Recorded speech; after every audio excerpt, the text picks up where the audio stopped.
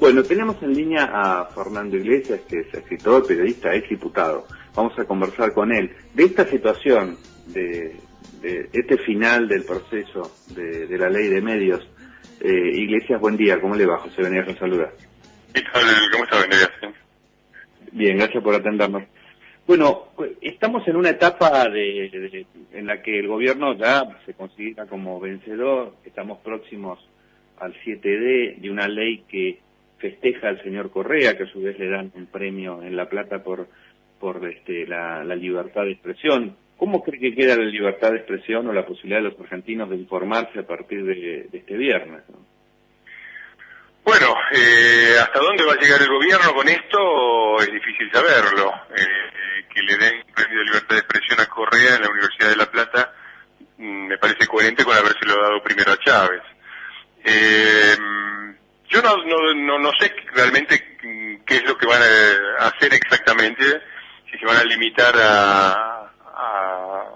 Está claro que la intención del gobierno es saltarse cualquier posibilidad de justicia, es decir, acá hay una causa de resolución pendiente sobre la constitucionalidad de la ley, y el gobierno, que en su momento confió en la Corte Suprema para aprobar su tesis de que la ley es constitucional, y para eso hizo aprobar el per saltum con furia, con prisa y furia, ahora no le reglamenta la ley porque parece que no está tan confiado en que la Corte Suprema falle a su favor. Y por lo tanto, como está pendiente la sanción de la justicia, está tratando de acelerar los tiempos para aplicar y para desmembrar lo antes posible. ¿Hasta dónde van a llegar y qué es lo que va a pasar? Es decir, si vamos a la pregunta concreta, si el domingo vamos a poder ver el programa de la Nata, la verdad es que es muy difícil de juzgar. Yo siempre me he esperado lo peor del kirchnerismo y generalmente me he quedado corto, así que me parece que son un gobierno que no reconoce ningún límite, que cree que gobernar es acumular poder, y que está creando un conflicto donde no lo hay, cuando en realidad hay muchísimos conflictos económicos y sociales que no atienden. Claro, dentro de todas las cosas que se pueden decir, la República es lo contrario al secreto. Es muy curioso que no podamos saber, que no haya un anuncio. Entre otras cosas que se dispuso ahora, porque creo que se enteraron por un artículo de Carlos Pañi de la semana pasada, fue modificar la reglamentación que existía para el famoso vencimiento del año del artículo 161 de la Ley de Medios, que antes preveía una intimación que tenía una vigencia de 30 días. Ahora la han derogado, con lo cual no sabemos si los medios en realidad no están en condiciones de saber qué es lo que les espera, ¿no? Sí, bueno, eso forma parte, es otra demostración más del grado de desorganización y de descomposición del gobierno y de la incompetencia, porque la verdad es que un sujeto como Sabatella, sin ningún tipo de competencia específica, que no es ni técnico en el tema, ni tiene ninguna experiencia en medios, ni es periodista, llega ahí simplemente como una especie de comisario. Se ha hablado tanto de dejar atrás la ley de medios de la dictadura por la de la democracia, y lamentablemente la ley de la democracia copia el sistema que tenía la dictadura. La dictadura creó el CONFER con un delegado que designó a la Junta Militar. Y acá han puesto a la AFSCA, es decir, a la autoridad de aplicación de la ley, bajo la órbita del Poder Ejecutivo, y por lo tanto Cristina designa el Poder Ejecutivo, en este caso Cristina, la Presidenta de la Nación, designa su delegado, que es Sabatella.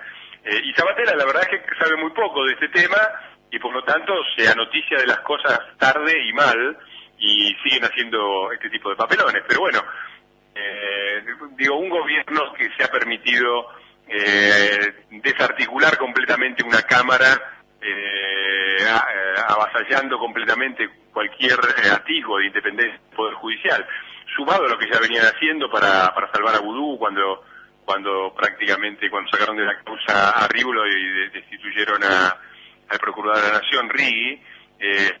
No creo que este gobierno es una pequeña mancha en un que se ha transformado de tantas manchas en una pantera, ¿no?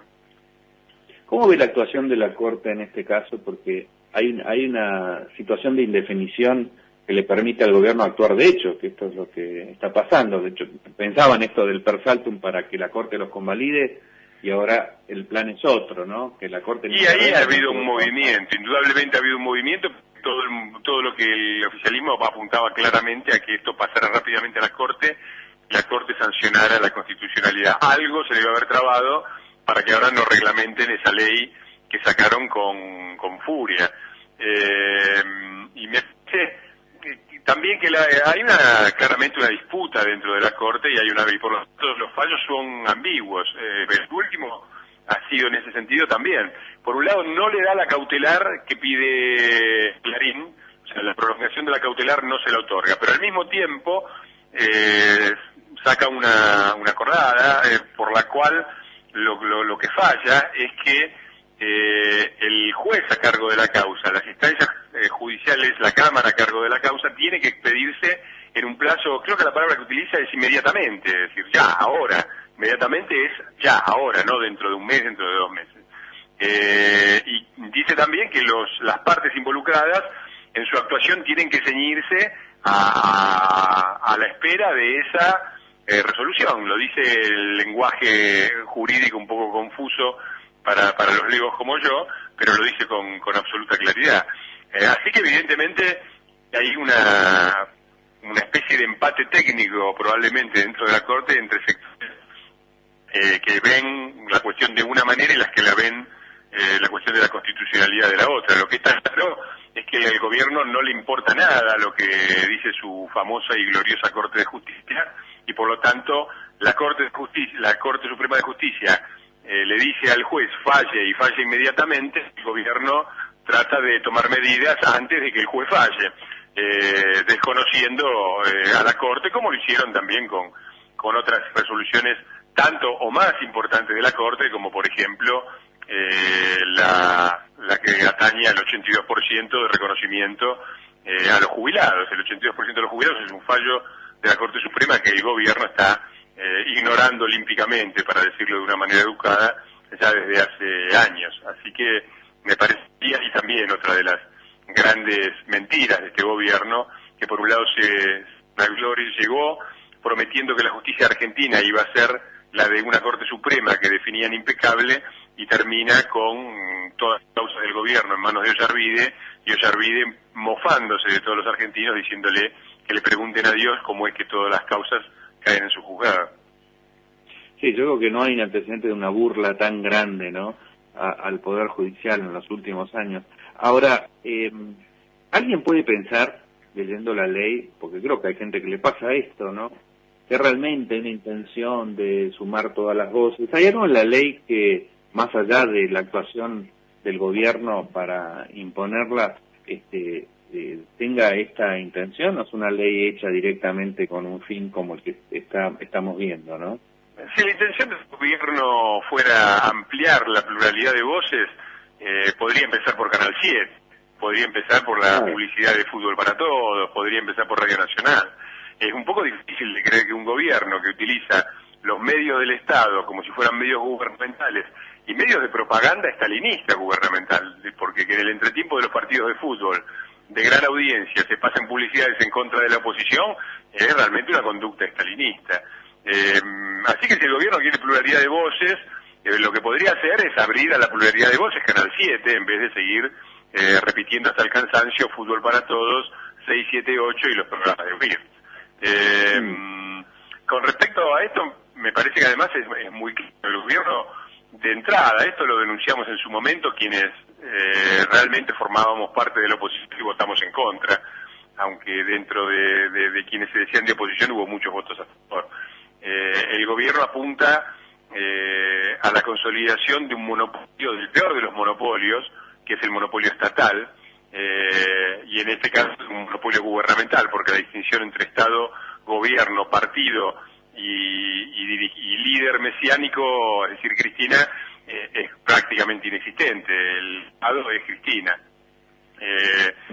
Y este monopolio estatal tiene 3 patas: una pata pública, una pata estatal conformada por Canal 7, por Radio Nacional, una pata privada que son los empresarios, los medios privados que quieren transferirle, o sea, lo que están buscando es articular el Grupo Clarín para transferírselo a sus empresarios amigos, ya sean los que como electroingeniería tienen negocios con el gobierno y por lo tanto se cuidan muy bien de criticarlo, ya sean los que directamente son subvencionados por la pauta oficial del gobierno, como es el caso del Grupo Espol. Y en la tercera pata son las tan simpáticas, los tan simpáticos medios comunitarios, ¿no?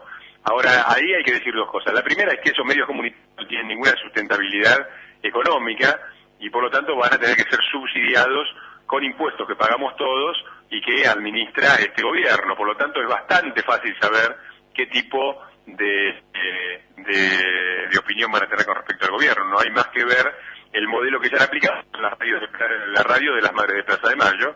Hay que escuchar 5 minutos la radio de Madres de Plaza de Mayo subvencionada con nuestros impuestos y con pauta publicitaria oficial para ver cuál es el modelo. Y segundo, que hay que decir que esta demagogia de la pluralidad de voces, yo con todo el respeto para los pueblos aborígenes, pero un canal dedicado enteramente a los pueblos aborígenes, me parece que no va a tener mucha audiencia y me parece que lo que se crea ahí es una enorme burocracia ocupada, empezando por el gerente, que designaron que es un exgerente de CN23, ¿no? Así que eso, lo que buscan es crear una burocracia que cobre sueldos del Estado y que por lo tanto aposte al gobierno y que difunda las teorías del gobierno. Y cuando eso se puede solucionar muy simplemente, es muy razonable que los pueblos originarios tengan 2, 3, 4, 5 programas en la televisión pública que puedan hacer oír su voz, pero un programa directamente dedicado a cada uno de los pueblos originarios, después uno a cada uno de los sindicatos, después uno para cada una de las universidades, es completamente insustentable y sabemos perfectamente que es un gasto enorme en un momento en que el gobierno debería pensar un poquito más a declamar menos la justicia social y hacer algo porque sigue aumentando la desocupación y la miseria en la Argentina, ¿no? ¿Se puede pensar en la ingenuidad de la gente que apoyó esta medida, inclusive desde unas posiciones supuestamente opositoras? ¿Existe ese grado de ingenuidad? Lo que existe, me parece, es una incomprensión. Yo le pondría otro lo diferentemente. No me parece que la palabra justa sea ingenuidad. Hay un problema central en la política argentina.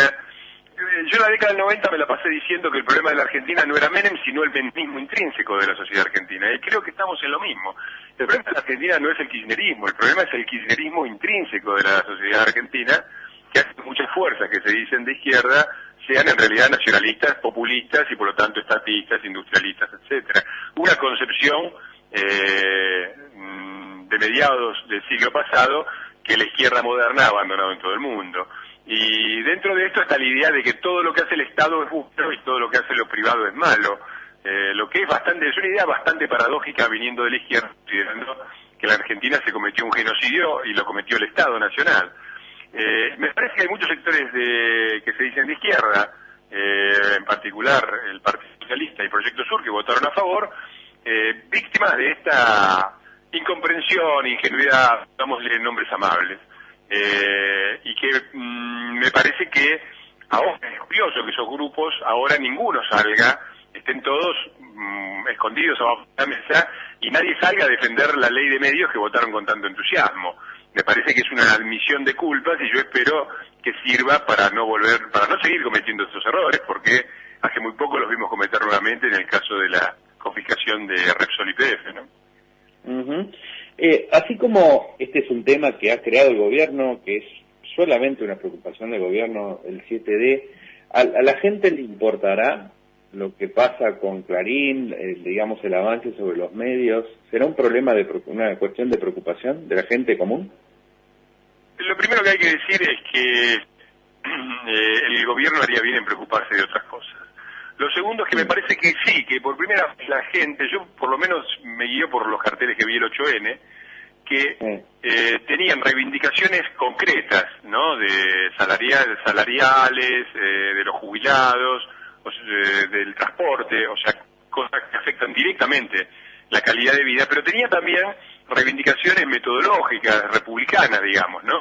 Con respecto a la corrupción, con respecto a la justicia independiente, con respecto a la libertad de prensa. Me parece por primera vez, y espero que sea definitivo, la sociedad argentina ha llegado a la conclusión de que no solo la democracia no es formal, sino que es sustancial, sino que también la república es sustancial, y que si tenemos república no vamos a tener tampoco justicia social. Me parece que eso es una conclusión que empieza a aparecer cada vez más clara en sectores importantes de la sociedad, y por lo tanto espero que a todos nos preocupe no el Grupo Clarín, sino la libertad de prensa, porque también está muy claro que si el gobierno avanza sobre Clarín, que es el grupo más grande, van a ir, obviamente, quebrado ese límite, después se van a cargar al resto, ¿no?